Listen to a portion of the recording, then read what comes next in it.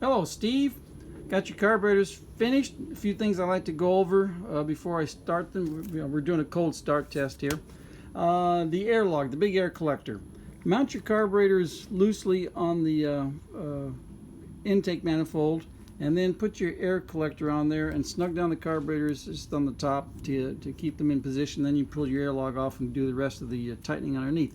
Reason for that is there's enough movement in the carburetors that you can install them and then go in and try to put your air log in place, and it won't go on there. The stud holes won't line up. So install your air log first, get your carburetors in alignment, then snug them down. In order to snug them down, one of the best tools you can find is a 1/4" drive wobble socket set.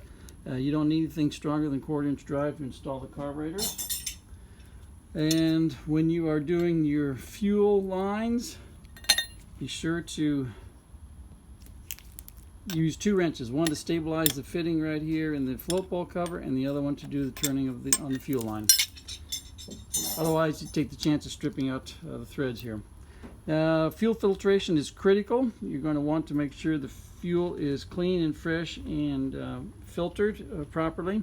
And if not, what will happen is you will clog up your G55 idle jets, which are right here. This one is a dummy because it does not idle on the carbs do not idle. The engine does not idle on this on the second barrel, so this jet is not doing anything, but that means it's an extra jet in case you have one over here that's clogged. All you do is unscrew them, swap jets, or just unscrew it. Clean this jet out. Now then, you're going to be adjusting the idle mixture screw to run the best with your particular engine, and I'll be showing you how I do that later on. And this is your idle speed, so you can adjust that to whatever you want. Other adjustments you get to make is on these jam nuts and screws right here. These screws adjust the angle of dangle for your choke levers, so get those lined up to where your choke is pulling straight up and down. Of course, throttle linkage is vital in terms of making dual carburetors synchronized with each other.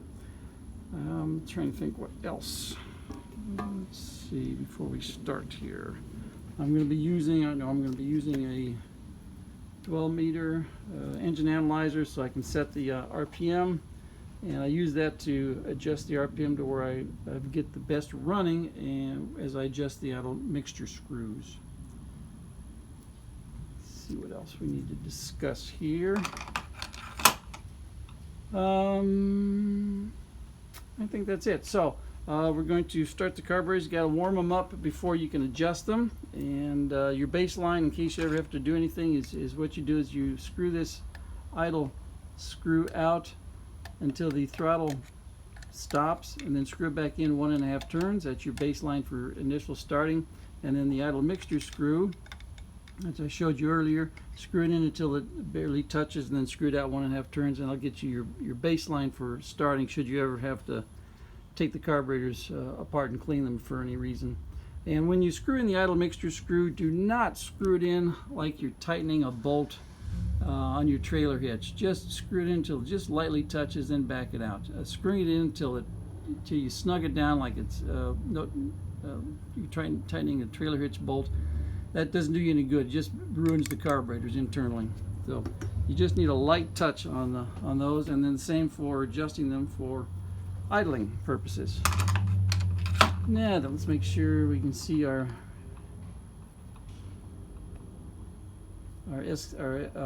synchrometer, and what we're looking for is the minimum amount of flow through the second barrels to give us our best idle.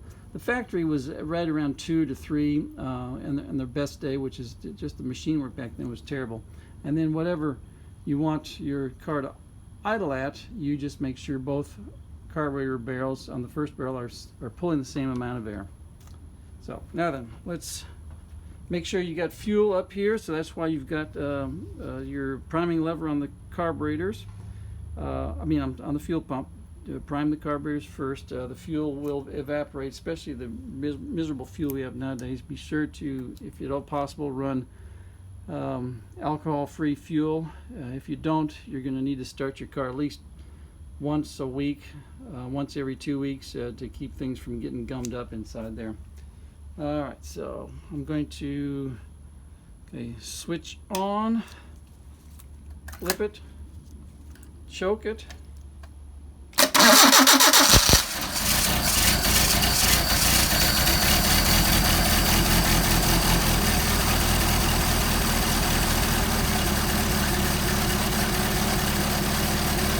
too bad, haven't started in a couple of days.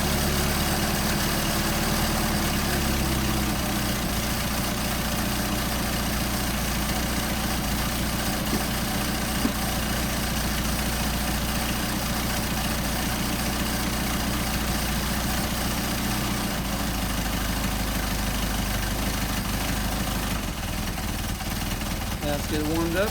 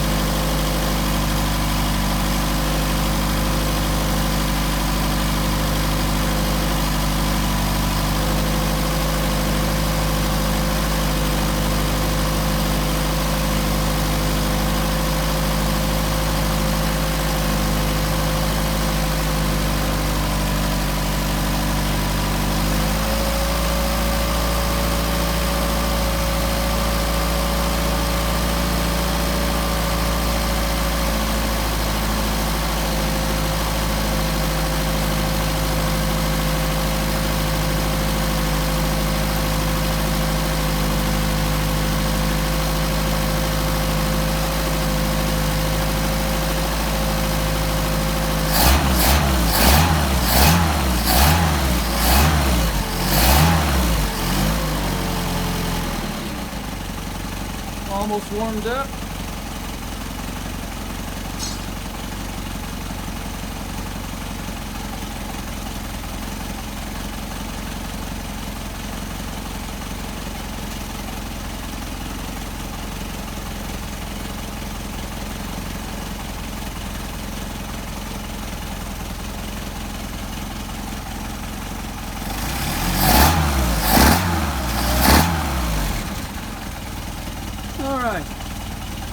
We got warmed up carburetors.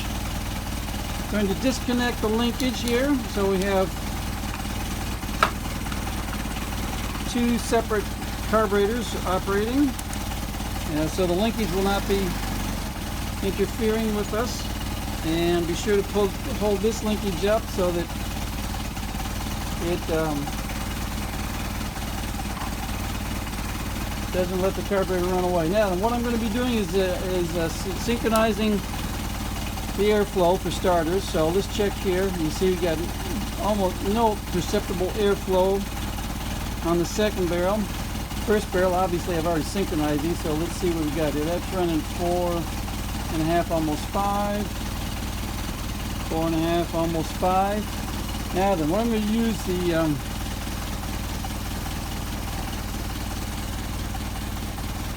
engine analyzer for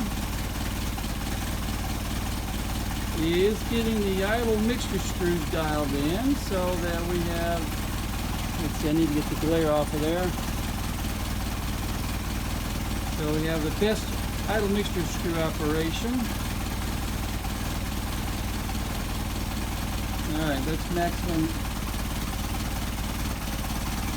magnification. Now we're on the low scale. We're on RPM right here. We're on the low scale. Here's high scale of 1000, 2000. Here's the low scale, 200, 400. So you can see right now we're idling at about 450. There's 500, 550, 600. So we're idling about 450, and that's due to the magnificent machine work. Now what I'm going to do is adjust the idle mixture screw to get my best idle. I'm going to start with either carburetor, doesn't matter, and I screw the idle mixture screw in until the engine stumbles, screw it out until the engine stumbles, and get the midpoint where the engine has the best running and get the highest RPM. And I'll do it to an extreme so you can see how the RPM is going to drop. Alright, see RPM drop, you can hear the engine getting cobby. So we back it out. Now again, the engine, the RPM is dropping, so what we're going to do is go back to our midpoint here, to our best idle.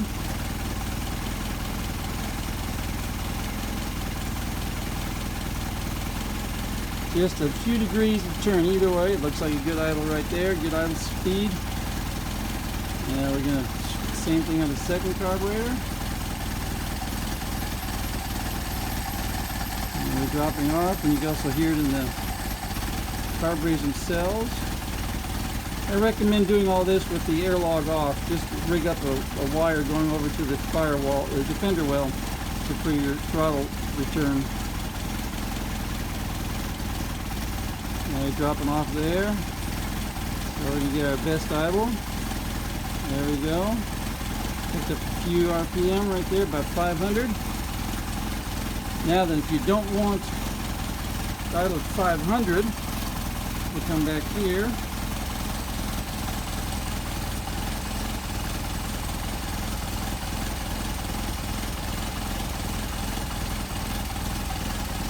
And we want to make sure these are both running the same, pulling the same amount of air. So we want to bounce up the idle about 700, which is what the factory recommends. Well, you know, just for fun, let's see how low the idle will go on this thing.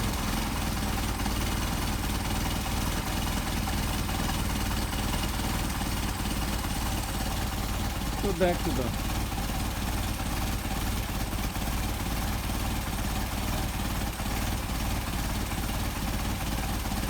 okay, running about 450 there. Let's bring it back down.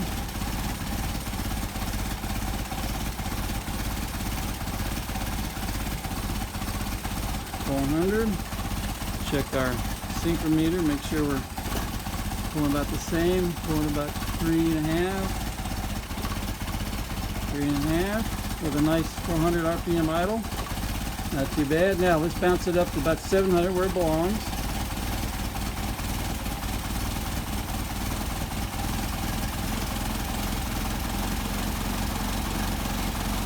And 600.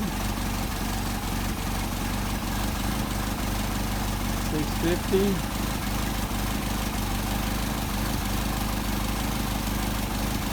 And if you do each screw the same amount, you get the same results because they are both the same thread pitch. So, about 700. Go back here. See how well we did with our airflow. We're at 6.5 there. 6 there. Let's bring this one back a little bit.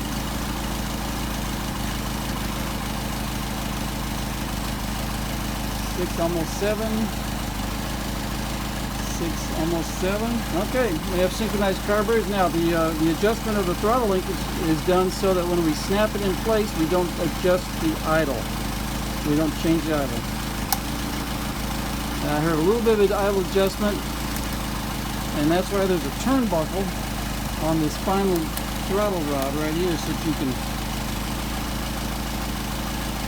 adjust it where this, when you snap the throttle linkage in place, you don't get any idle RPM change. And now we have adjusted carburetors, and we will blip them.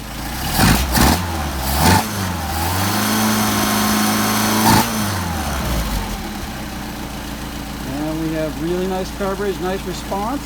If for some reason they backfired on you, that means you're running lean, and you would unscrew the idle mixture screw a little bit to give it some more fuel. Those are some really nice carburetors. Try a hot start. And idle. Alright, thank you for sending those carburetors to us. They turned out fabulously.